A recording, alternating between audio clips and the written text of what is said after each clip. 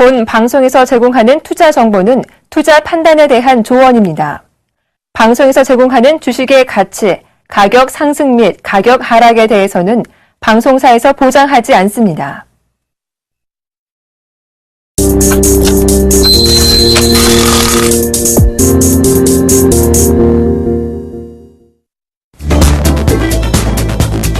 시청자 여러분 안녕하십니까, 정재훈 멘토입니다. 네, 안녕하십니까, 조민규입니다. 조민규 멘토님, 예. 하반기 시장 좋게 보시나요, 나쁘게 보시나요? 네, 일단 대형주 같은 경우에는 저는 좀 좋게 보고 있습니다. 지금 현재 같은 경우는 2,000포인트 권에서 계속 좀 등락을 좀 거듭하고 있지만 아마 하반기에서는 한 2,100포인트 이상까지도 좀 올라갈 거라고 보고 있는데, 그렇게 물어보시는 거 보면은 다른 의견을 좀 가지고 계신 것 같아요? 아니요, 저도 상당히 시장은 좋게 보고 있는데, 네. 일단 오늘 너무 많이 코스닥이 밀렸단 말이에요. 뭔가 이유가 있을 것 같은데, 이 부분들은 조금 잠시 뒤에 좀 살펴보도록 하겠고요. 상당히 좀 힘들 것 같아요, 개인 투자자분들이. 그죠? 네, 뭔가 맞습니다. 한 말씀 좀 해주시죠. 특히 이제 개인분들이 좋아하시는 이제 코스닥 시장 쪽의 종목군들이 많이 좀 급락을 하다 보니까, 많이 오늘 같은 경우에도 좀 이유 없는 하락이 좀 많이 진행됐다라고 좀 판단됩니다. 그러니까 수급적인 요인들을 제외하고 난다라고 한다면, 오히려 좀 저는 저가 매수를 좀 해야 되는 시기가 아닌가 이렇게 좀 판단을 하고 있는데, 어떻게 생각하세요? 예, 일단은 이 부분들은 잠시 뒤에 심도 있게 얘기를 한번 나눠보도록 하겠습니다. 자, 그럼 막상막하 투매쇼 본격적으로 시작해 보도록 하겠습니다.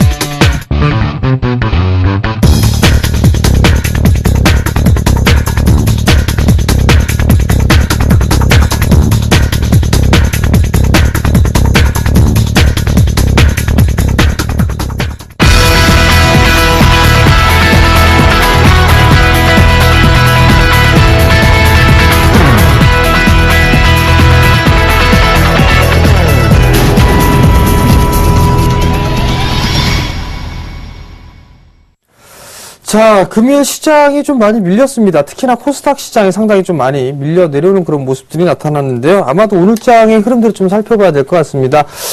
조민규 멘토님, 어떻게 6월달 시장하고 그다음에 하반기 시장 좀 전망 좀 먼저 필요할 것 같거든요. 설명 좀 해주시죠.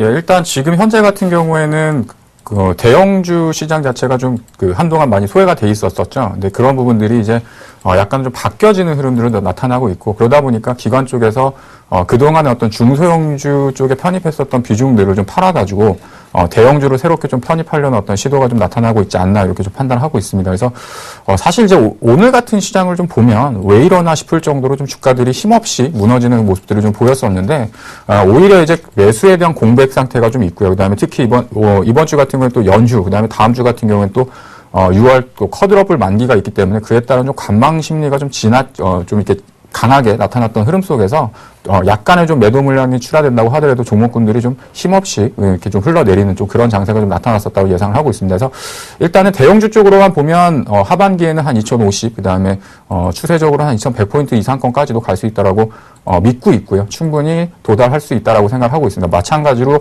지금 이제 삼성전자가 최근 들어서 2,000포인트, 2,020포인트에서 상당히 굳건한 어떤 지지 기반을 받쳐놓으면서 좀 주가를 상승시켜 놓는 모습들을 보였었는데, 그 반면에 화학주라던가 이런 그 종목군들, 철강주 같은 경우에는 지속적인 어떤 그 조정권을 보였었거든요. 그래서 이제는 우리나라에 있는 어떤 그 업종 대표주들도 싼 국면에 좀 속하고 있다라고 좀 판단을 하고 있기 때문에 그 종목군들이 바닥을 잡고 어느 정도 좀 그 돌아서는 모습이 나온다고 한다면 지수가 상대적으로 좀 안정을 찾는 기반이 다질 수 있다 이렇게 좀 보고 있고요. 이런 부분들 때문에 이제 수급에 대한 부분들을 많이 관심들이 많으실 텐데 이제 기관의 수급도 일단은 대형주 쪽으로 한번 템포로 옮겼다가 발걸음 한번 옮겼다가 다시 이제 대형주가 어느 정도 좀 올라오는 바닥권에서 좀 상승하는 흐름들이 나타나게 된다고 한다면 다시 이제 또 떨어져 있었던 최근 들어서 이제 하락이 컸었던 코스닥 시장 쪽으로 다시 좀 회귀할 수 있는 그런 시간들이 좀 필요하다고 보고 있습니다. 그래서 5월달 그다음에 6월달 특히나 6월달 같은 경우 코스닥 시장은 이제 저점을 닫는 달이라고 좀 생각을 하고 있는데 5월 한 달 정도가 실질적으로 이제 그 월봉상에서 음봉으로 발생하는 모습들을 보였기 때문에 6월달 정도에서는 지금 6월달에 이제 시작을 했으니까요. 오히려 차분히 사고 싶었던 종목군들, 관심 있게 보셨던 종목군들 중에서 좀 낙폭 과대가 좀 진행됐다 이런 종목군들 보시면 오히려 저가 매수 기회라고 좀 판단하고 있습니다. 그래서 이번 주 같은 경우에 사실 거래 일수가 많지 않아요. 그래서 이번 주 지수 밴드하고 그 시장에 대한 단기적인 흐름을 좀 짚어드리도록 하겠습니다.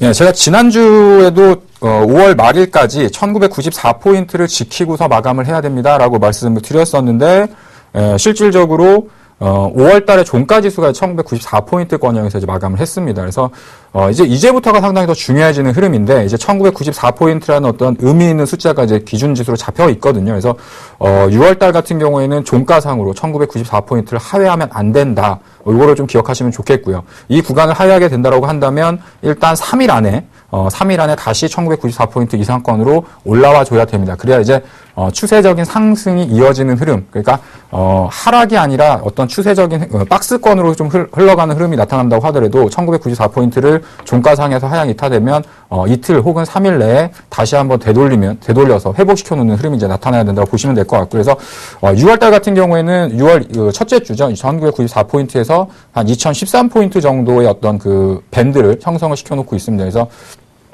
휴일 이번 주 같은 경우에도 또 수요일하고 또 그 휴일이 연거푸져 있기 때문에 사실상 매수를 하는 좀 공백 상태가 좀 나타날 가능성이 높습니다. 그래서 적은 수급, 적은 매도세를 가지고서도 종목군들이 좀 약세를 나타날 수 있는 가능성이 있으니까요. 근데 종가상 1일 그 하루하루의 어떤 종가 기준으로 봤을 때는 1994포인트를 항상 유지시켜 놔야 된다라는 걸 좀 참고하시면 좋을 것 같고 최근 들어 대체 코스닥 같은 경우에 연초부터 상당히 큰 폭의 상승세를 보였습니다. 근데 지금 같은 경우에는 좀 약간 과매도 국면에 진입하는 종목군들이 속속 발견을 하고 있습니다. 고점에서 하락을 하는 종목군들이 아니라 계속해가지고 저점을 깨고 내려가는 종목군들이 있습니다. 그런데 그런 종목군들이 실질적으로 실적이 좀 뒷받침되고 기업 가치가 살아있는 종목이라고 한다면 오히려 중기적인 관점에서는 저가 매수를 할 수 있는 기회라고 좀 판단을 하고 있습니다. 그래서 이번 주 같은 경우에는 사실은 뭐 특별하게 어떤 그 지수가 위다, 뭐 아래다, 상승이다, 하락이다 이렇게 판단하기보다는 일단 쉴 때는 과감하게 좀 쉬는 것도 하나의 방법이라고 생각할 수 있겠고요. 또 하나는 역으로 생각해 보시면 남들이 쉴 때, 남들이 쉬어가지고 쉬는 틈에서 주가가 하락했을 때 나는 이제 오히려 주식을 싸게 살 수 있는 기회 구간이니까 오히려 단기적으로 좀 많이 하락하는 종목군들 같은 경우에는 좀 용기를 내셔서 저가 매수를 하는 것도 하나 또 다른 어떤 수익을 기대할 수 있는 하나의 그 과감한 용기가 필요한 시점이 아닌가 이렇게 좀 정리해드리도록 하겠습니다. 정재현 전문가님 어떻게 보세요? 예, 저는 뭐 항상 말씀드렸던 것처럼 하반기 시장을 좀 좋게 보고 있습니다. 다만 이제 금일 상당히 좀 기분이 나빴던 부분들은 기관 쪽에서 상당히 좀 대량의 매도, 즉 코스닥 시장 쪽에서 상당히 큰 물량이 좀 쏟아졌다라는 부분들이 다소 좀 기분이 나쁘지 않나 싶습니다. 아마도 개인 투자자분들이 대형 종목군들보다는 중소형주들을 좀 많이 가지고들 계실 것 같은데 상당히 조금 오늘 크게 좀 밀리는 그런 하루였었는데 결론만 먼저 말씀을 드리게 되면 코스닥 시장도 함께 올라가는 그런 흐름들이 나타날 겁니다. 지금 현재 거래소 시장 같은 경우는 뭐 2000포인트대 안착을 해 놓고 있는 그런 모습들이고 코스닥 시장은 다시 한번 끌어내리는 그런 모습들이 나타나고 있는데 어느 정도 이제 키높이를 좀 맞춰고 보자라는 부분들에 포커스를 좀 맞추셔야 될 것 같아요. 어닝시즌 이제 마무리가 좀 됐죠? 근데 실적이 잘 나왔음에도 불구하고 급락이 나왔던 종목군들이 있습니다. 특히나 오늘 같은 경우 뭐 투매에 가까이, 투매와 비슷한 그런 부분들처럼 많이 쏟아지는 그런 모습들이 나타났는데 아마도 이 530포인트 정도 때까지는 좀 말씀을 드렸을 겁니다. 530포인트 때까지는 열어놓고 봐야 된다라는 말씀을 드렸는데 좀 잠깐 차트 차트를 보시면서 말씀을 좀 드려보도록 하겠습니다. 자, 먼저 코스닥 시장을 좀 지수를 보시면서 말씀을 드려보도록 하겠는데요. 자, 코스닥을 좀 보시게 된다라면 고점, 즉 570포인트대를 고점으로 하고 난 이후에 밀려 내려왔습니다. 밀려 내려왔는데 여기에서 한 차례 밀려 내려오고 나서 기술적인 반등이 나왔었는데 21선 안착을 하는 듯해서 밀려 내려왔습니다. 그럼 결국에는 이 하락폭만큼 밀릴 수밖에 없습니다. 즉 저점이 깨졌기 때문에 이 상승폭만큼 밀려 내려온다라고 좀 보셔야 될 것 같거든요. 그러면 결국에는 약 530포인트 부분일 겁니다. 약간의 언더슈팅이나 이런 부분들 포함하게 된다면 약 한 528포인트 정도가 좀 될 건데요. 이 자리대에서는 굳이 매도, 즉 오늘 매도를 못 하셨던 분들이라면 굳이 매도를 하실 필요성은 없을 것이다라는 분들 먼저 좀 말씀을 드려보도록 할게요. 왜냐면 제가 지금 종목군들 이제 1분기 분기 보고서가 나오고 난 이후에 종목군들 쭉 계속 보고 있는데 특히나 올라가는 종목군들 같은 경우는 나름대로 실적이 상당히 좀 좋았습니다. 2분기에 대한 기대감들이 좀 작용을 하고 있는데 그런 종목군들 가지고 오늘 큰 폭으로 밀렸단 말이죠. 결국엔 조민규 멘토께서 얘기했던 대로 일단 낙폭과대에 대한 부분들 진입을 할 수 있다라고 좀 보셔도 좋을 것 같고 그러한 종목군들은 매수를 좀 해봐도 좋지 않겠나라고 좀 말씀을 드려보도록 하겠습니다. 자, 반대로 거래소 시장도 한번 좀 봐야 될 필요성이 있을 것 같습니다. 거래소 같은 경우를 좀 보시게 되면 지수는 2002포인트에 마무리가 됐단 말이죠. 오늘 특히나 많이 밀렸던 부분들이 대형주보다는 중소형주, 소형주 쪽에서 좀 많이 밀렸습니다. 약 1.5% 정도 가까이 밀려 내렸는데 큰 폭의 좀 상승을 해놨다가 지금 밀려 내려오는 그런 모습들이란 말이죠. 결국엔 가격적인 조정이 조금 더 필요할 수도 있다라는 부분들입니다. 결국 지금 시장에서는 중형주와 대형주 이 섹터가 조금 더 시장이 유리하다라는 점 기억을 하시는 게 좋을 것 같고요. 그렇게 대형주나 중형주들이 간다 하더라도 제가 판단했을 때는 낙폭과대형에 있는 종목군들보다는 차별화성 되는 조짐이 좀 보이죠. 정배열 전환이 되어 있는 그런 종목군들이죠. 뭐 예를 들자면 고려 아연이라든가 아니면은 SK하이닉스 이런 종목군들, LG전자라든가 이런 종목군들이 더 움직이는 그런 모습들이 나타나고 있습니다. 결국 차별화는 당분간 지속이 될 수 있다라는 점 꼭 기억을 하시고 이들 종목군들로 대응을 하시는 전략이 가장 좋은 방법이다라고 좀 말씀을 드려보도록 하겠습니다. 자, 그럼 오늘 장 이 정도로 마무리를 짓도록 하겠고요. 오늘 장 들었다 놨다 했던 종목군들, 특징 종목군들 한번 봐야 되겠죠? 화면으로 하나씩 만나보도록 하겠습니다. 자, 첫 번째 키워드입니다. LG전자가 있네요. LG전자가 요즘 상당히 잘 나가고 있습니다. 최근에 들어서 뭐 이제 많이 빠졌기 때문에 기세등등하게 상승을 해주고 있는데요. 조민규 멘토님, 이 LG전자 추가적으로 더 올라갈 수가 있을까요? 일단 단기적으로는 박스권 상단부를 좀 돌파하는 흐름을 연출을 시켰고요. 최근 들어서 1분기 실적이 상당히 좋게 나왔습니다. 그러니까 시장의 기대치보다는 상당히 큰 폭의 흐름들을 좋은 흐름들을 보였었는데 1분기 실적의 세부적인 내용을 좀 살펴보면 TV 쪽 시장의 그 이익이 상당히 좀 좋은 모습을 보였었고요.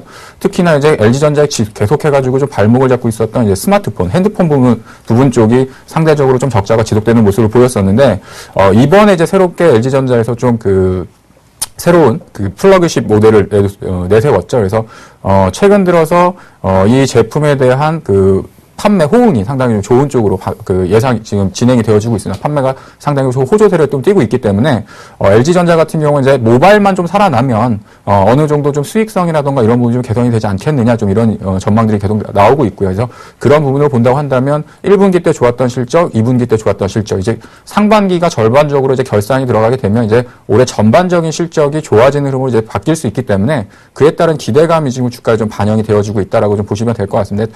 다만 이제 이런 부분들은 좀 있을 수 있겠죠. 뭐냐면 LG전자가 지금부터 상승을 해가지고 사상 최고치를 경신하는 흐름까지 갈 수 있느냐. 저는 상당히 좀 그런 부분에서 좀 호의적으로 생각을 하고 있습니다. 그래서 목표치가 어느 정도 좀 막혀 있는 주가에 좀 상승이 나타나고 있지 않나 이렇게 좀 개인적으로 보고 있는데 정재원 전문가님은 어떻게 보세요? 예, 저도 LG전자는 좀 좋게 보고 있습니다. 삼성전자 대비해서 상당히 좀 많이 빠졌거든요. 근데 이 부분들은 스마트폰 때부터 진행되지 않았나 싶습니다.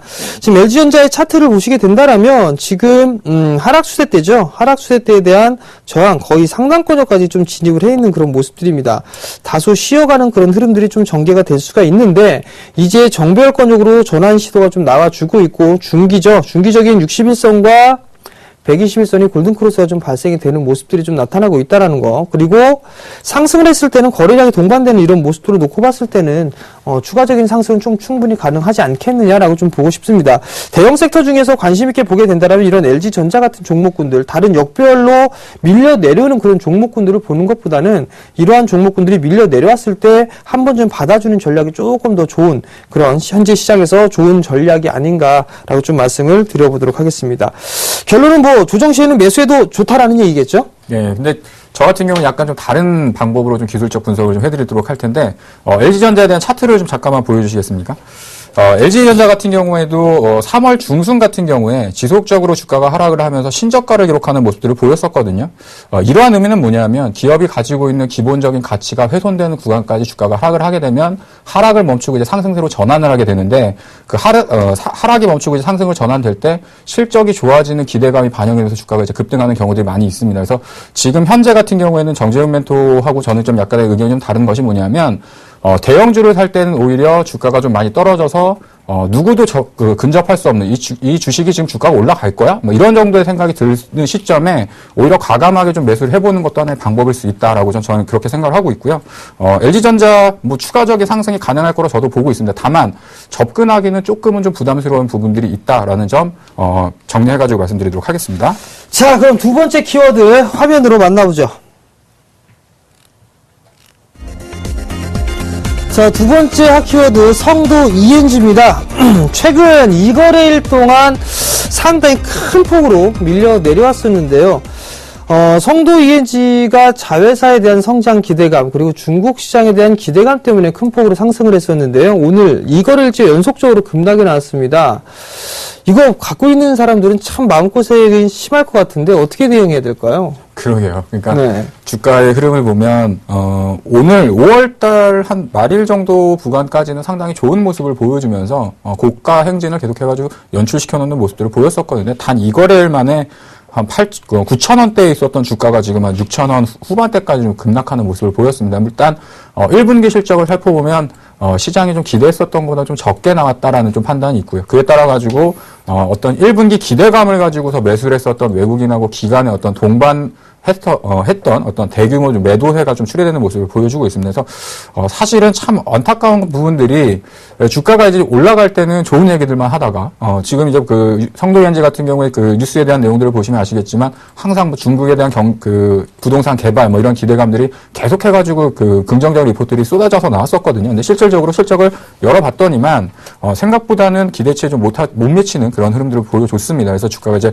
하락하는 모습들을 보여줬었고 그래서 물론 기대감이라던가 어떤 실적에 대한 어떤 주가는 사실은 미래에 대한 어떤 그 비전을 보면서 주가가 상승을 하는 거기 때문에 하지만 성도엔지 같은 경우는 좀 안타까운 부분도 사실 좀 많이 있습니다. 그래서 이게 어떤 그 수급적인 측면에서의 꼬임이 좀 발생하면서 주가가 좀 하락했던 부분들이 있었고 사실 1분기 실적의 내용을 보면 지금 현재 주가 위치 상으로 봤을 때 주가는 이제 어느 정도 좀 저점을 잡을 수 있는 저점을 잡을 수 있는 그런 좀 가격권까지는 좀 조정이 들어왔다고 좀 판단을 하고 있는데 오히려 지금의 어떤 조정을 이용해 가지고 단기간에 좀 저점이 나온다고 한다면 관심 있으셨던 분들은 매수를 하는 것도 하나의 방법이라고 저는 생각을 합니다. 정재훈 전문가는 어떻게 보세요? 예, 일단 최근 시장이 좀 차별화가 진행이 되고 있죠. 지금 성도 ENG의 연결 실적을 좀 보니까 작년 동기 대비해서 거의 뭐 반토막 수준으로 좀 줄어드는 그런 모습들이 좀 나타났었네요. 당기 순이익도 마찬가지로 좀 줄어드는 그런 모습들이 나타나고 있고요. 그러한 모습들로 놓고 봤을 때는 여전히 실적이 나와줄 수 있는 그런 종목군들, 즉 지금 성도 ENG 같은 경우는 기대감이 다소 좀 컸던 게 아니었나라는 좀 생각을 합니다. 근데 이틀 만에 뭐 30% 가까이 밀려 내려왔단 말이에요. 그럼 결국에는 지금 자리대에서는 뭐 굳이 매도를 할 필요가 있을까라는 생각을 해봅니다. 증권사 리포트들 좀 보게 된다라면 다 믿을 수는 없지만 하반기로 갈수록 뭐 좋아질 수 있을 그런 확률이 좀 높다라는 그런 리포트들이 나오고 있습니다. 결국엔 그렇다면 지금 자리대에서는 굳이 손절 타이밍을 좀 잡는 것보다는 좀 여유 있게 가져가 보는 전략이 어떨까라는 좀 생각을 해봅니다. 다만 수급적인 부분들을 좀 보시게 된다라면 양쪽에서 큰 물량이 나왔습니다. 외국인 기관 특히나 오늘 같은 경우는 큰 물량들이 좀 쏟아져 나왔었는데 내일이 조금 중요하지 않을까 싶습니다. 내일 어느 정도 하방 경직을 좀 보인다라면 이제는 기술적 반등 타이밍을 좀 노려볼 수 있는 그런 기회가 되지 않을까라고 좀 생각이 드니까요. 참고로 해보시고 내일장 한번 잘 대응을 해보시기 바랍니다. 자, 그럼 세 번째 키워드 만나보시죠. 자, 세 번째는요, DI입니다. 누구만 나오면 이렇게 들썩들썩하죠. DI가 이 상한가로 마무리가 되는 그런 모습들이 나타났습니다. 또다시 싸이에 대한 얘기가 나오면서 컴백을 하네 이런 얘기 좀 나오면서 움직임이 나왔는데요. 자, 싸이하고 뭔 관계가 있어 그렇게 올라갈까요? 예, 아시는 것처럼, 싸이라는 가수의 아버님이 이제 DI의 대표분이시죠. 그래서 이제 그와 관련된 이제 회사다 이런 얘기가 나오면서 주가가 이제 급등을 했었는데, 실질적으로 아드님이 잘한다고 해가지고 회사가 크게 득을 보거나 그런 것들은 없습니다. 근데 다만 이제 관련주 어떤 테마적인 성격을 가지고서 지금 주가가 좀 움직여지고 있고요. 지금 현재 시가총액이 한 4천억 정도 되거든요. 그러니까 과거 같은 경우에 보면은 한 1,000억 건 정도 이하에 있는 주가 흐름을 보였었고, 저도 이제 DI 예전에 탐방을 했었지만, 그 서울 논현동에 있습니다. 회사 건물 자체도 그렇고, 이제 회사가 또 삼성 쪽하고 어떤 비즈니스를 또 하고 있는 부분들이기 때문에 상당히 좀 괜찮은 회사라고는 알고 있는데, 지금 시가총액 4천억이라는 건 좀 부담스럽지 않나, 이렇게 좀 판단을 하고 있고요. 특히 이제 YG엔터라던가 관련됐었던 그와 관련된 어떤 동반해가지고 올랐었던 종목군들도 보면, 장 후반부 들어서는 좀 약세를 좀 띄면서, 상승폭을 좀 반납하는 모습들을 보였었는데, 아무래도 이제 대장주는 대장주인, 모습이 보여주고 있습니다. 그리고 또 하나 제가 놀랐던 건 뭐냐면, 오늘 이제 수급을 보다 보니까, 싸이가 확실히 글로벌 스타는 글로벌 스타구나. 외국인들 수급이 한 20만 주 정도, 매수를 하면서 주가가 좀 올랐더라고요. 그래서, 외국인들도 관심 있게 보고 있는 종목이다. 저는 그렇게 보는데, 정재현 어떻게 보세요? 자, 외국인들이 이렇게 테마성 종목들을 할까 싶은 생각이 좀 듭니다. 자, 일단 실적이 좀 안 좋게 나왔어요. 매출은 늘어나는 그런 모습들이 나타났었는데, 영업이익이나 단기 순이익 보게 되면 손실로 좀 적자로 좀 전환되는 그런 모습들이 나타나고 있고요. 그럼에도 불구하고 이 상한가로 좀 마무리가 됐다라는 거, 개인 투자자분들 같은 경우는 아마도 단기적인 접근, 매매로 상당히 좀 관심 있게 보지 않을까라는 좀 생각을 하는데요. 미리 좀 말씀을 드리지만 이런 종목군들 같은 경우는 기준이 좀 잡혀있는 그런 분들만 좀 접근을 해야 되지 않을까 싶습니다. 기술적 분석으로만 좀 대응을 해야 될 것 같고, 기본적 분석으로는 상당히 좀 고평가가 되어 있다라고 좀 보셔도 좋을 것 같고, 최근에 이슈로만 움직이는 그런 종목군들이기 때문에, 일단 트레이딩 관점, 그렇게 좀 접근하시는 게 좋을 것 같고, 초보분들은 그냥 접근하지 않고 다른 종목군들을 좀 하는 게 좋지 않겠나라는 좀 생각을 합니다. 참고로 적자가 늘어났다라는 부분들은 매출이 늘었음에도 불구하고 지금 적자에 대한 규모가 커졌다라는 얘기, 적자로 전환이 됐다라는 얘기는 뭔가 조금 예의주시해서 좀 지켜봐야 되는 부분들이 있기 때문에 일단 다른 종목군들로 한번 해보는 전략 좀 말씀을 드려보도록 하겠습니다. 자, 그러면 오늘의 핫키워드 여기서 마무리를 짓도록 하겠고요. 이제 멘토분들의 수익을 좀 찾아봐야겠죠? 자, 화면으로 확인해 보시죠. 6월 2일 월요일 막상막하 투맨쇼 포트폴리오 수익률 확인해 보도록 하겠습니다. 먼저 정지현 멘토의 포트폴리오입니다. 오늘장 동양강철이 손절가 2,450원을 터치하며 마이너스 3.5%의 손실로 매도 확정 처리됐고요. KT 서브마린 역시 손절가 4,900원을 터치하며 매도 확정 처리됐습니다. 나머지 세 종목은 보유 의견 주셨습니다. 다음은 조민규 멘토의 포트폴리오입니다. 오늘장 대림 비엔코가 입절가 4,035원을 터치하며 매도 확정 처리됐고요. 내일장 전략에 참고하시기 바랍니다. 다음은 오늘장 막상막하 투맨쇼 멘토별 포트폴리오 수정사항입니다. 먼저 예병등 멘토의 금양이 오늘장 손절가 1,220원을 터치하며 마이너스 4.3%의 손실로 매도 확정 처리됐고요. 오세기 멘토의 우진 역시 손절가 7,500원을 터치하며 마이너스 9.6% 손실로 매도 확정 처리됐습니다. 이번에는 포트폴리오 수익률 베스트입니다. 오늘장 수익률 베스트 먼저 2위부터 확인해 보도록 하겠습니다. 조민규 멘토의 유니테스트가 18.8%로 2위를 차지하고 있고요. 3위와 4위는 여전히 정동욱 멘토의 차지입니다. 엑세스바이오가 18.1%로 3위를, 테크윙이 14.1%로 4위를 기록하고 있는 모습입니다. 5위는 김용준 멘토의 실리콘웍스가 13.1%를 기록하며 새롭게 순위권에 등극한 모습입니다. 그렇다면 오늘장 막상막하 투맨쇼 수익률 베스트 1위는 과연 누가 차지했을까요?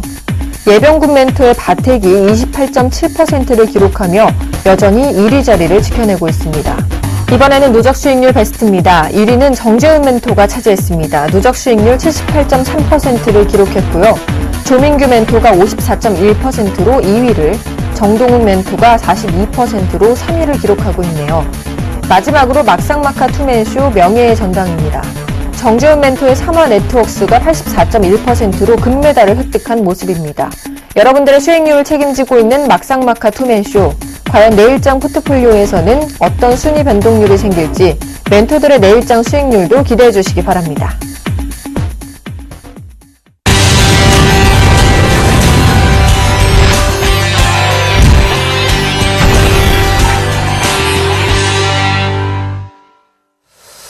자, 오늘장 히든카드를 말씀을 좀 드리기 전에, 포트폴리오에 대한 AS를 좀 해드려야 될 것 같습니다. 오늘이 좀 중요한 그런 부분들이 되지 않을까 싶은데요. 손절매로 거의 뭐 두 종목이 나갔습니다. 손절 처리가 좀 됐는데요. 우선 동양강철과 KT서브마린이 있습니다. 코스닥 시장에 급락이 나와주면서 종목군들도 큰 폭으로 좀 밀려 내려오는 그런 모습들이 나타났었는데요. 여전히 장기적인 추세를 이탈해주지 못하고 있는 그런 모습들입니다. 특히나 동양강철 같은 경우는 어느 정도 이 갭 부분들이 좀 발생이 돼 있었는데 그 자리대를 메운 그런 모습들이 나타나고 있고, 그리고 중저가에 대한 철강주들에 대한 부분들도 여전히 좀 견조한 모습들이 나타나고 있습니다. 금일 좀 밀려 내려오는 그런 모습들이 나타났었지만 추세적인 상승은 유지가 될 수 있을 것이다 라고 좀 말씀을 드리고 싶습니다. 일단 손절가를 좀 터치를 했기 때문에 매도 처리가 좀 돼 있는 그런 사항들이고요. 기술적인 반등은 이제 내일이나 모레장, 모레는 쉬죠. 화요일이나 목요일장에는 기술적인 반등 타이밍으로 들어설 수 있기 때문에 조금 더 보유를 해보실 분들은 보유를 했다가 리스크를 좀 관리를 하시는 게 좋을 것 같고요. KT서브마린 같은 경우는 좀 밀려내렸습니다. 많이 좀 밀려내려서 6.5%로 매도 처리가 좀 됐는데요. 이 종목도 마찬가지입니다. 처음에는 좀 양호한 수급 부분들 때문에 조금 치고 올라가는 그런 모습들이 전개가 되지 않겠느냐라고 좀 판단을 했었는데 상당히 좀 약한 그런 모습들을 보였습니다. 결국엔 손절 처리로 이 포트에서 좀 제외가 되는 그런 상황들이 펼쳐졌는데요. 마찬가지입니다. 기술적인 반등 타이밍이 좀 나와줄 수 있기 때문에 그 부분들을 이용해서 매도를 해보는 전략을 좀 말씀을 드리도록 하겠습니다. 자, 그리고 차이나 하우란입니다. 저희 제작진들이 상당히 좀 저를 배려를 해주셔서 빨간색으로 해주셨는데요. 손실입니다. 11.6% 손실권역으로 있습니다. 근데 말씀을 드렸던 것처럼 이 종목은 가급적이면 제가 포트를 제외시켜드리지는 않겠습니다 라고 좀 말씀을 드렸을 겁니다. 왜냐하면 이 기업에 대한 분석을 좀 나름대로 진행을 해드렸고 거기에 대해서 나름대로 좀 확신을 갖고 있기 때문에 말씀을 드렸는데 상당히 좀 버겁게 움직이는 그런 모습들이 나타나고 있습니다. 우선 11.6% 거의 또 올라가는 듯 했으니까 다시 또 제자리로 밀려 내려오는 그런 모습들입니다. 결국엔 박스권으로 좀 진행될 확률이 높아 보인다라고 좀 말씀을 드려보도록 하겠고요. 그리고 어느 정도 이제 마무리가 되게 된다라면 다시 추가적인 이제 상승 시도, 바닥을 다지고 난 이후에 상승 시도가 좀 나올 수가 있으니까 그 부분들을 좀 참고를 하시고 일단 대응을 해보는 전략 말씀을 좀 드려보도록 하겠고요. 그리고 나이스 DNB는 뭐 4.6% 참 넘어가도록 하겠고요. 한국토지신탁 0.9% 뭐 괜찮으니까요. 뭐 크게 무리가 될 종목군들은 없다라고 좀 말씀을 드려보도록 하겠습니다. 자, 그럼 포트폴리오 AS는 여기서 마무리를 좀 짓도록 하겠고요. 종목 추천 히든카드, 키워드를 좀 봐야 되겠죠? 화면으로 만나보시죠. 첫 번째 키워드는요, 내수입니다. 두 번째는요, 원화 강세 수혜고요. 세 번째는요, 턴어라운드입니다. 자, 항상 제가 가지고 오면서 말씀을 드렸던 부분들은 1위 기업, 시장 점유율 1위가 아니라면 턴어라운드에 대한 종목군들을 상당 부분 좀 많이 소개를 시켜드렸을 겁니다. 이 종목도 마찬가지로 턴어라운드가 좀 될 수 있는 부분들, 첫 번째 키워드는 일단 내수입니다. 최근 시장의 흐름들을 보게 된다면 경기 민감주들이 상승을 하는 것보다는 내수 섹터라든가 유통 섹터라든가 통신, 그다음에 통신 장비주들, 그다음에 건자재들 이런 종목군들이 나름대로 상승을 해주는 모습들이 나타났습니다. 섬유 의복 섹터도 마찬가지겠죠. 결국엔 종목군들이 올라가는 특징적인 섹터군들이 정해져 있는 그런 사항들이죠. 그러면서 이 내수 쪽에 있는 종목군들이 상당히 관심을 좀 갖고 있는 그런 사항들이기 때문에 내수 쪽에 있는 종목을 좀 선택을 했고요. 두 번째는 원화 강세 수혜입니다. 최근 환율이 1,020원을 살짝 붕괴를 시켰다가 20원대에 다시 안착을 해놓고 있는 그런 모습들입니다. 그렇지만 장기적으로 놓고 봤을 땐 1,000원을 하회하는 그 모습들이 나타날 것으로 판단을 하고 있는데요. 과거에 2003년도에서부터 2004년도 대세 상승기를 겪었을 때 환율의 흐름들을 좀 보게 된다면 1,000원을 하회해서 900원도 이탈하고 800원도 깨지고 700원대까지 내려갔었습니다.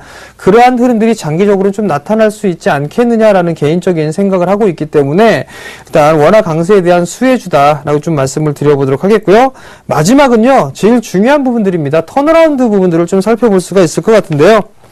가장 중요한 부분들은 주식이 제가 보유한 주가, 즉 투자자분들이 주식을 보유하고 있다, 어떤 종목을 보유하고 있다면 그 기업이 실적이 꾸준하게 지속적으로 나오게 된다라면, 즉 성장성이 있다라면 지금 당장 힘든 구간이 있더라도 그 이상만큼 보답을 해줄 것이다라는 생각을 하고 있습니다.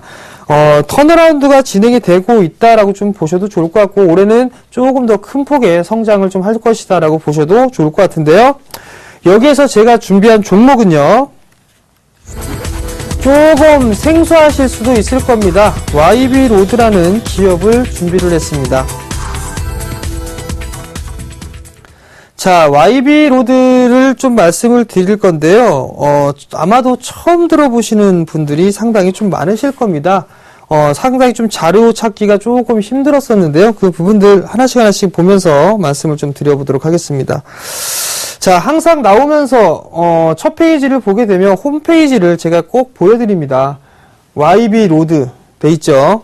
세계 최고 수준의 피혁 원단 제조회사입니다. 자, 즉 피혁에 대한 원단, 즉 이 피혁으로 가죽이죠. 가죽으로 여러 가지 제품을 만든다라고 좀 보셔도 좋을 것 같습니다. 보시게 된다면 구두도 있고요. 핸드백도 있죠. 그리고 자동차 시트도 있네요. 여러 가지 좀 사업을 영위를 해 나가고 있다라는 부분들은 잠깐 체크를 해서 보실 수가 있을 것 같고, 뿐만 아니라 야구 선수들이 활용하는 글러브라든가 그 다음에 벨트라든가 여러 가지 것들을 하고 있는 그런 사항들입니다. 여기서 좀 봐야 될 부분들은 지금 이 YB로드가 왜 어떤 부분들 때문에 이 종목은 잘 봐야 되느냐라고 좀 생각을 해볼 필요성이 있을 것 같은데요. 내수에 대한 관련 섹터입니다. 거의 대부분 내수 쪽에 현재 포진이 돼 있는 그런 사항들이고, 일정 부분들은 해외로 수출을 해 나가고 있는데, 이 기업 같은 경우는 미국과 일본 쪽에서 기술을 도입을 했습니다. 상당히 좀 오래된 역사를 가지고 있는데요. 이 기업 같은 경우는 일본과 미국에서 기술을 도입을 해 놓고 난 이후에 선진 시장에 대한 기술을 제대로 좀 활용을 해 놓고 있는 그런 모습들입니다. 그러면서 꾸준하게 성장을 해 나가는 그런 모습들이 나타나고 있거든요. 결국 1분기 실적도 나름대로 좀 괜찮은 그런 모습들이 나타났습니다. 결국 성장은 좀 충분히 할 수 있다라는 거. 특히나 저성장 시대에서는 이런 내수 섹터들 한 번쯤은 관심 있게 보셔도 좋은 그런 상황이다라고 좀 먼저 말씀을 드려보도록 하겠습니다. 자, 고객사를 보시게 된다면 상당히 좀 알고 있는 그런 부분들이 있을 겁니다. 버버리라든가 코치 이런 부분들도 있고요. 스포츠류죠. 리복이라든가 아니면 팀버랜드, 상당히 좀 괜찮은 기업들을 현재 고객사로 좀 확보를 해두고 있다라는 모습들이고요. 혼다도 있고요. 여러 가지 일본 자동차에 지금 현재 고객사로 확보를 해놓고 있는 그런 사항들입니다. 결국 가죽, 이 명품에 대한 의류, 즉 그 가죽 제품도 현재 만들어서 수출을 해 나가고 있다라고 좀 보셔도 좋을 것 같고요. 뿐만 아니라 일본 자동차 쪽 시장에서도 가죽 시트라든가 여러 가지 것들을 좀 만들면서 수출을 하고 있는 그런 상황들이기 때문에 충분히 실적에 대한 부분들은 긍정적으로 좀 볼 수 있다라고 좀 보셔도 좋을 것 같습니다. 그렇다면 한 가지를 여기서 더 생각을 해봐야 될 것 같은데요. 원자재에 대한 구매를 좀 보시게 된다면 대부분 다 미국 쪽에서 현재 들여오고 있습니다. 미국 쪽에서 장기 구매 계약을 하고 난 이후에 미국 쪽에서 좀 원피를 들여오고 있는데, 원화가 강세가 좀 지속이 되고 있는 그런 상황들이죠. 그렇다면 수입을 좀 더 싸게 해서 들여올 수 있다라는 얘기입니다. 수입을 싸게 해서 들여오고 판매 단가는 잘 내리진 않죠. 그렇기 때문에 판매에 그만큼의 마진이 좀 많이 남을 수 있다라는 점, 그 부분들이 이 기업의 가장 큰 특징이다라고 좀 보셔도 좋을 것 같습니다. 자, 가장 중요한 부분들입니다. 실적을 보실 필요성이 있을 것 같아요. 작년 2011년도 같은 경우는 37억 원의 영업이익을 기록했고요. 17억의 단기 순이익을 기록했습니다. 근데 2012년도는 비슷했습니다만 적자로 전환했죠. 단기 순이익이. 작년 같은 경우는 각각 영업이익이 19억과 24억이 나왔습니다. 돌아서는 그런 모습들이 나타나는 부분들이 상당히 긍정적인데요.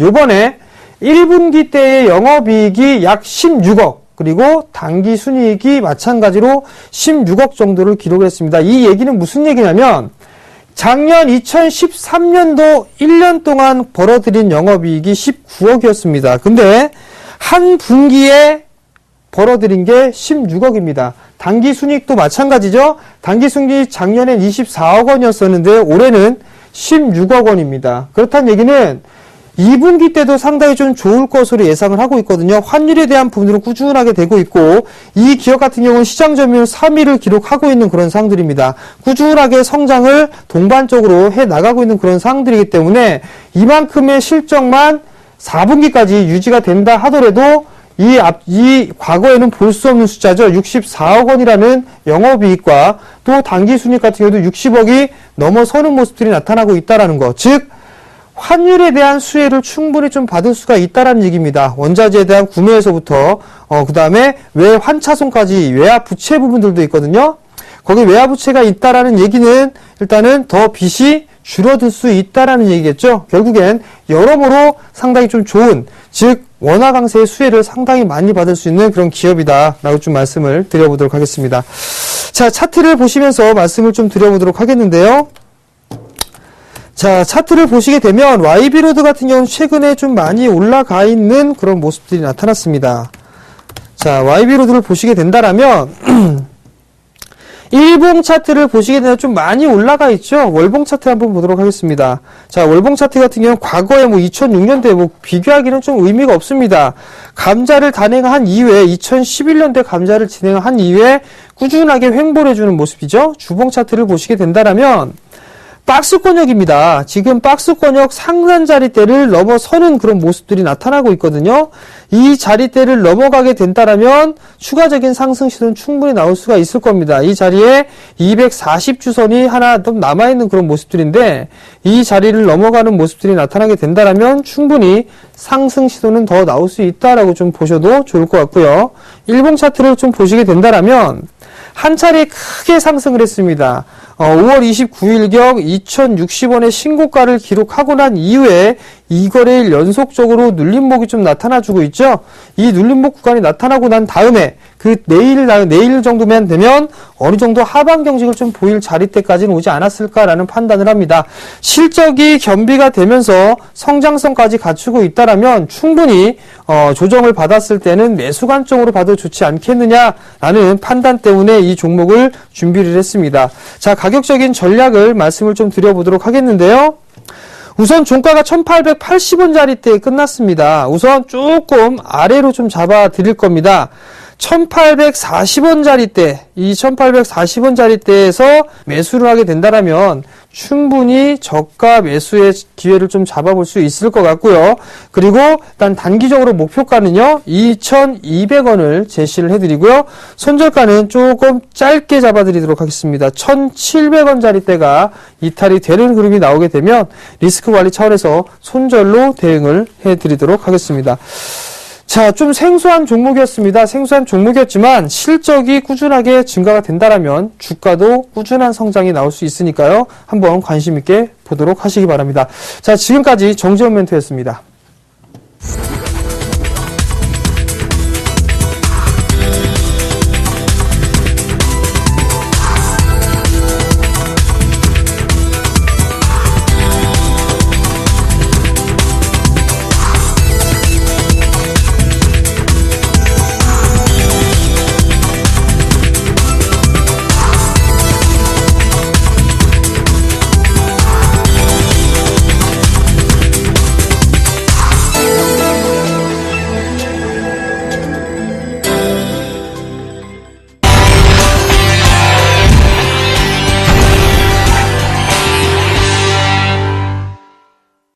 예, 제가 오늘 방송에서 말씀드리는 종목을 말씀드리기 전에 일단 포트폴리오에 대한 부분들부터 한번 살펴보고 넘어가도록 하겠습니다. 일단 종목을 살펴보기 전에요, 방송을 보시는 분들한테 일단 죄송하다는 말씀 먼저 드리도록 하겠습니다. 지금 남아있는 종목은 그렇지만, 손절로 인해가지고 조금 종목군들이 주가의 하락이 나타났었던 부분들이 있었었는데, 앞으로 좀 더 분발해서 더 좋은 종목과 더 좋은 수익률로 여러분들한테 다시 한번 멋진 모습을 좀 보여드리겠다 말씀드리도록 하겠고요. 자, 뮤니 테스트는 계속해가지고 방송에서 제가 말씀드리고 있습니다. 오늘 뭐 약간의 좀 조정을 받고 있지만, 충분히 추가적인 상승 기대감이 좀 높은 종목이라고 말씀드리겠고, 처음부터 목표가를 한 2,800원 정도 높게 제시를 해드렸습니다. 지금 한 절반 정도까지 와 있는 모습이기 때문에 충분히 추가적인 상승이 가능하다라고 말씀드리도록 하겠고요. LB세미콘 같은 경우는 지금 바닥권에서 약간 좀 쉬어가는 흐름이 좀 길어지고 있는 모습입니다. 가격적으로는 PBR 한 0.8배수 정도 구간에서 지금 거래가 되어지고 있는데, 충분히 이제 3분기 정도가 2분기 이제 3분기로 넘어가는 시점에서는 추가적인 모멘텀이 발생할 수 있는 구간들이 있기 때문에 일단 바닥권에서는 어느 정도 좀 접근을 해 있다라고 좀 말씀을 드리도록 하겠고요. 대림비용코 같은 경우에는 4,500원 1차적인 목표가를 달성을 했었죠. 그리고 나서 한 이틀 연속 시장의 어떤 그 중소형주들의 어떤 조정에 맞춰가지고 같이 좀 조정을 받았습니다. 매수가에 대한 부분들이 입절가로 체결이 되면서 이제 포트폴리오에서 일단 단기적으로 좀 제외를 하도록 하겠고요. 지난주 이제 금요일 날 제가 방송에서 이제 말씀을 드렸습니다. SK 이노베이션을 이제 오늘 편입을 했는데, 오늘 이 종목에 대해서 조금 말씀을 드리도록 하겠습니다. 예, 그래서 포트폴리오 뭐 종목 지금 세 종목 정도 남아 있는데, SK 이노베이션을 왜 편입을 했는지 편입 내용부터 좀 말씀드리도록 하겠습니다. 예, 첫 번째로 보시면요. 예, SK 이노베이션의 기본적인 가치를 좀 보셔야 될 것 같아요. 그러니까 이미 지금 포트폴리오에 편입이 되어 있는 오늘장에 이제 편입을 했기 때문에 뭐 기본적인 어떤 내용들보다는 뭐 SK 이노베이션은 많은 분들이 이제 알고 계시는 대형주입니다. 우리나라 그 정유 업종 내에서는 이제 1등을 하고 있는 회사고요. 화면이 잘 보이실지 모르겠지만 한번 그 말씀을 드려보면 2011년도 이제 SK 이노베이션이 하고 있는 기본적인 개별 가치로 보면 PBR이 1배수부터 1.2배수, 그다음에 올해 그 작년 기준으로 보면 0.75배수, 지금 현재 주가가 0.75배수 수준에서 지금 거래가 되어지고 있습니다. 그래서 2011년도 이후에 가장 싼 국면에 지금 주가가 위치를 하고 있고요. 두 번째로 그 하단에 보시면 이제 연결 기준, 그러니까 SK 이노베이션이 가지고 있는 뭐 정유 사업이라던가 종합 화학 회사들, 그다음에 SK 루브리컨즈 뭐 이런 것들을 합쳐서 보면 2007년도 때 PBR이 2.48배 정도 됐었습니다. 2008년도에는 금융위기가 있었었죠. 그래서 1배수 이하로 떨어졌다가 2009년, 2010년도 해가지고 쭉 꾸준한 상승을 보여주다가 2014년도 지금 현재 구간에서 보면 0.6배수 정도까지 주가가 이제 급락한 상황을 보여주고 있습니다. 그래서 지금 현재는 물론 이제 추가적인 추세적인 상승을 하는 종목군들도 중요하겠지만, 일단 가치적인 측면에서 싼 국면, 역사적으로 가장 쌌던 국면까지도 지금 주가가 하락했기 때문에 오히려 좀 관심을 좀 가져보셔야 되지 않을까, 이렇게 좀 말씀을 드리도록 하겠고요. 두 번째 보시면 아까 이제 앞서서 보여드렸던 PBR의 추이입니다. 기본적인 가치의 자산 가치에 대한 비율을 환산을 했을 때 현재 지금 주당 순자산 가치가 2012년도에 보시면 대략적으로 한 18만 원 정도 되거든요. 근데 지금 주가는 10만 7천 원 정도에서 이제 마무리가 됐죠. 그래서 주가가 기본적인 자산이 꾸준하게 상승할 때는 당연히 주가가 이제 지속적인 상승을 하게 됩니다. 그래서 회사가 이제 돈을 벌고 회사에 이제 현금이 쌓이고 이익이 늘어나는 구조일 때는 주가가 지속적인 상승의 모습을 보여주는데, 지금 자세히 보시면 자산의 증가분이 사실은 이제 정체되는 국면에 진입을 했습니다. 그런데 오히려 기업에 대한 가치는 떨어지고 있죠. 그 얘기는 뭐냐면, 기업에 대한 성장성이 어느 정도 정체 국면에 들어갔기 때문에 기업의 주가가 당연히 하락하게 되어 있어요. 근데 지금 현재는 역사적으로 봤을 때 가장 싼 국면에 지금 위치를 하고 있기 때문에 이 정도면 기업에 대한 어떤 믿음을 가지고서 좀 매수를 해봐도 되지 않을까라고 좀 설명해 드리도록 하겠고, 개별적인 기준에서도 마찬가지입니다. 2011년도, 2012년도 때는 주가의 흐름이 상당히 좋았었죠. 그때 당시만 해도 차화정이라고 하는 종목군들이 주가의 어떤 급등세를 이어나갔던 시절이었으니까요. 근데 지금 보시면 그때보다 자산 가치는 뭐 약간씩 어떤 조정을 보여주고 있지만, 실질적으로 그때 고점에서 비교해보면 대략적으로 한 절반 가까이 주가가 지금 하락한 모습들을 보여주고 있기 때문에 충분히 가격적인 메리트가 상당히 지금 크게 좀 발생을 하고 있다. 그래서 시장에 대한 부분들을 설명드릴 때도 마찬가지지만, 지수가 하반기에 지수가 큰 폭의 어떤 상승 흐름이 연속적으로 이어지는 모습들을 보여준다고 한다면 동반해가지고 안정적인 수익이 좀 날 수 있다라고 좀 말씀을 드리도록 하겠고, 분기적인 이익에 대한 추이를 좀 보시면요. 지금 이제 1분기 때 상대적으로 좀 주가의 흐름이 좀 안 좋았었던 이유는 2013년대 실적이 작년 기준으로 했을 때 가장 좋았습니다. 그래서 기저적인 효과, 그래서 작년 1분기 때 가장 좋았는데 2014년도 1분기 때는 상대적으로 좀 좋지 못했던 흐름들이 나타났었고, 2분기, 3분기, 4분기, 특히 이제 하반기로 가면 갈수록 작년도 같은 경우 실적이 계속해가지고 안 좋아지는 모습들을 보였었거든요. 근데 4분기를 작년 4분기와 올해 1분기 실적을 보시면 일단 분기별로 했을 실적이 안 좋아졌던 흐름들은 일단 올해 1분기 상에서 돌아가는 모습들을 보여줬었고, 하반기로 가면 갈수록 좋아질 수 있는 흐름들이 뭐냐? 작년도와 유사한 흐름들이 나타난다고 하더라도 기본적으로 주가가 추가적으로 하락할 만한 명분이 없어진다라는 얘기입니다. 두 번째, 개별적인 흐름을 보시면 개별적인 어떤 SK 이노베이션이 하고 있었던 기본적인 사업에서는 상당히 좋은 모습들을 보여줬습니다. 그래서 자회사로 갖고 있는 SK 에너지라던가 이런 부분에서 어떤 손실 폭이 전반적으로 연결 실적으로 봤을 때 좀 상대적으로 좀 둔화되는 모습들을 보였었지만, 실질적으로 SK 에너지가 하고 있는 사업 영역 자체는 상당히 긍정적인 모습을 보여주고 있다라고 좀 판단을 하시면 될 것 같고요. 또 하나는 이제 주가가 하락을 하고 있는데, 그러면 주가가 왜 하락하고 있는가, 이것도 좀 보셔야 될 필요가 있습니다.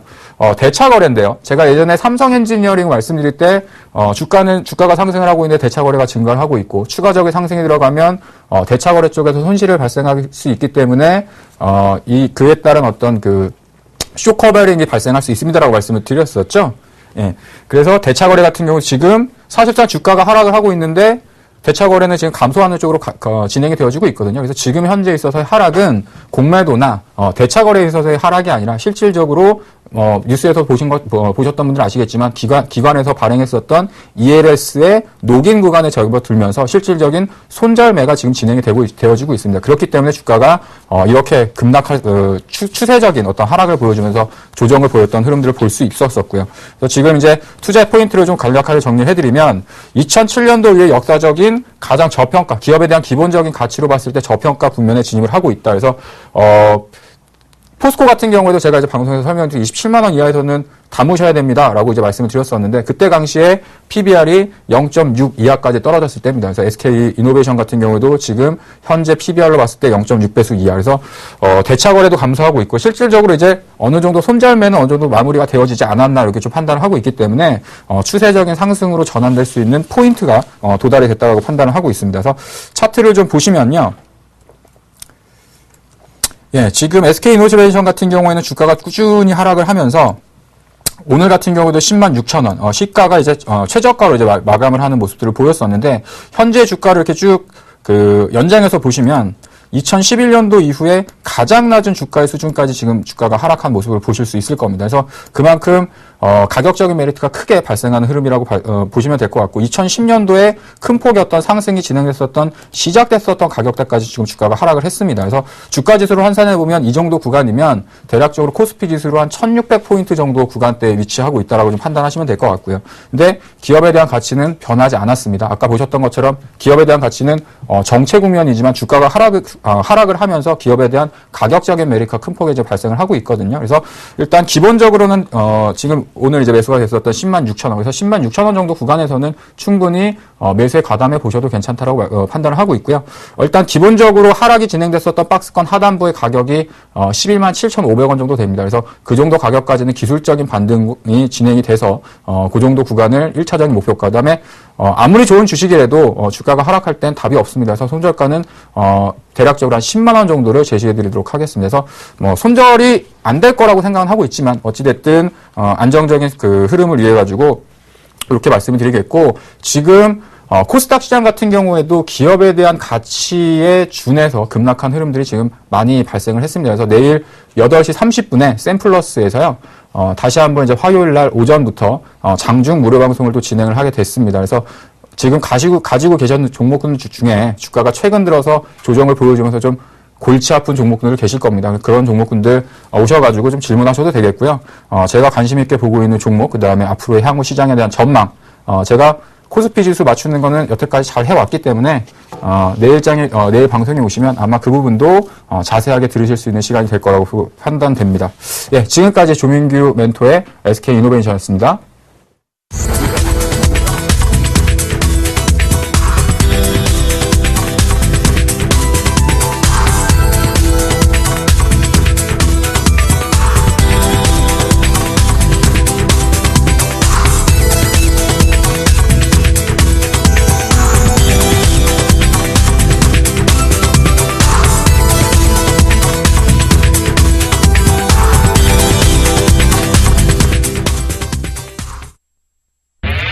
검색창에 샘플러스를 입력하시고 전문가 방송을 클릭하시면 서울경제 특급 전문가들이 여러분의 수익률을 책임집니다. 주식 투자 샘플러스와 함께하세요. 자, 오늘도 이제 마무리할 시간이 다 됐습니다. 내일장이 좀 걱정되시는 분들이라면 내일 조민규 멘토께서 공개 방송을 좀 준비를 하셨으니까요. 많이들 좀 참여해 보시기 바랍니다. 좋은 종목군도 많이 알려드릴 거고 시장에 대해서도 좀 정확하게 짚어드리니까요. 상당히 좀 유용할 겁니다. 자, 저희는 여기서 물러나도록 하겠고요. 다음 주 이 시간에 다시 찾아뵙겠습니다. 시청해 주셔서 감사합니다.